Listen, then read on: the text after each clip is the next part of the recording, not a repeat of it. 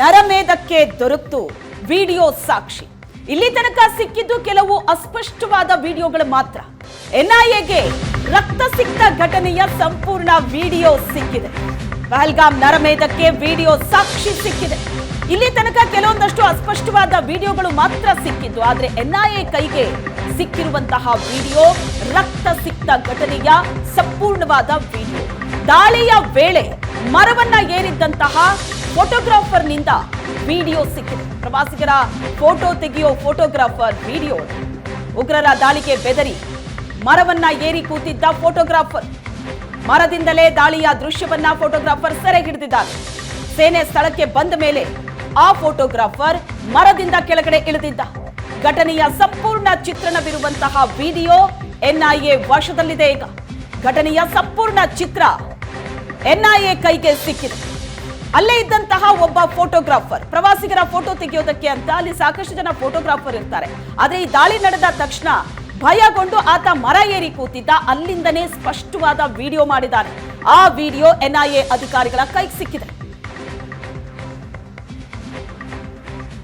ಈ ಬಗ್ಗೆ ಹೆಚ್ಚಿನ ಡೀಟೇಲ್ಸ್ ಕೊಡ್ತಾರೆ ನಮ್ಮ ಪ್ರತಿನಿಧಿ ಮಂಜು. ಇಲ್ಲಿಯವರೆಗೂ ಕೂಡ ಹಲವು ವಿಡಿಯೋಗಳು ಸಿಕ್ಕಿದೆ. ಆದರೆ ಇದೆಲ್ಲದರಲ್ಲೂ ಕೂಡ ಯಾವುದ್ರಲ್ಲೂ ಕೂಡ ಸ್ಪಷ್ಟತೆ ಇರಲಿಲ್ಲ, ಬಹಳಷ್ಟು ಅಸ್ಪಷ್ಟ ಆಗಿತ್ತು. ಆದರೆ ಈಗ ವಿಡಿಯೋಗ್ರಾಫರ್ ಮಾಡಿರುವಂತಹ ಒಂದು ವಿಡಿಯೋ ಏನಿದೆ ಅದರಲ್ಲಿ ಬಹಳಷ್ಟು ಸ್ಪಷ್ಟ ಆಗಿದೆ ಅನ್ನುವಂಥದ್ದು ಎನ್ಐಎಗೆ ಅದು ಕೂಡ ಸಿಕ್ಕಿದೆ. ಬಹಳಷ್ಟು ಪ್ರಮುಖ ಆಗುತ್ತೆ ಅಲ್ವಾ ಹಾಗಾದ್ರೆ ಈ ವಿಡಿಯೋ? ಮಧು, ಇದು ಪ್ರಮುಖ ಸಾಕ್ಷಿ ಮತ್ತೆ ಏನು ಮುಂದೆ ನಡಿಬೇಕಾದಂತ ತನಿಖೆ ಹೇಗ್ ನಡಿಬೇಕು ಅನ್ನುವಂಥಕ್ಕೆ ದಾರಿ ತೋರಿಸುವಂತಹ ಕೆಲಸ ಆಗ್ತಾ ಇದೆ. ಯಾರ್ಯಾರು ಪಾಕಿಸ್ತಾನದಲ್ಲಿ ಕುತ್ಕೊಂಡು ಸಾಕ್ಷಿ ಕೊಡಿ ಅಂತ ಹೇಳ್ತಾರಲ್ಲ, ಅವರಿಗೆ ಈ ವಿಡಿಯೋ ಪ್ರಮುಖ ಸಾಕ್ಷಿ ಆಗಬಹುದು ಅನ್ನುವಂಥದ್ದು ಕೂಡ ಇಲ್ಲಿ ಗೊತ್ತಾಗುವಂತ ವಿಚಾರ. ಯಾವುದೇ ಘಟನೆ ನಡೆದ್ರು ಅದರ ಹಿಂದೆ ಏನಾದ್ರೂ ಒಂದು ಕ್ಲೂ ಸಿಕ್ಕೇ ಸಿಗುತ್ತೆ ಅನ್ನುವಂಥದ್ದು ಸಾಮಾನ್ಯಕ್ಕೆ ಕ್ರೈಮ್ ನಲ್ಲಿ ಅನಾಲಿಸಿಸ್ ಆಗ್ತಾ ಇರುತ್ತೆ. ಅದು ಕೂಡ ಹೇಳ್ತಾರೆ ಏನಾದ್ರೂ ಒಂದು ಸುಳಿವು ಬಿಟ್ಟೋಗಿರ್ತಾರೆ ಅಂತ.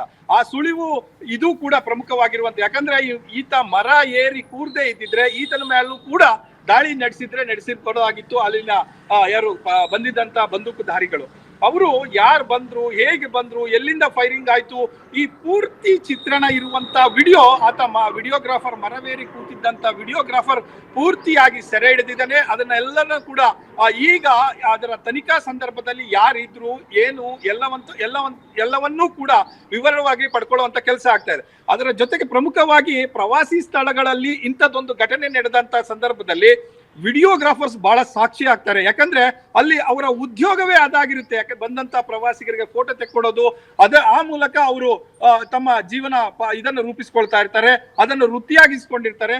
ಸೊ ಆ ವೃತ್ತಿ ಕೂಡ ಇವತ್ತು ಎನ್ಐಎಗೆ ತನಿಖೆಗೆ ಸಹಕಾರಿ ಆಗ್ತದೆ ಅನ್ನುವಂಥದ್ದು ಬಹಳ ಮುಖ್ಯ.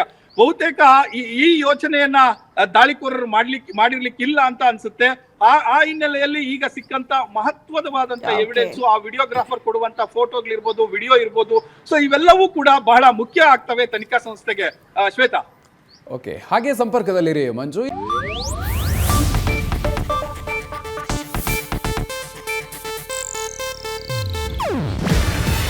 ಇದು ಏಷ್ಯಾನೆಟ್ ನ್ಯೂಸ್ ನೆಟ್ವರ್ಕ್ ಪ್ರಸ್ತುತಿ.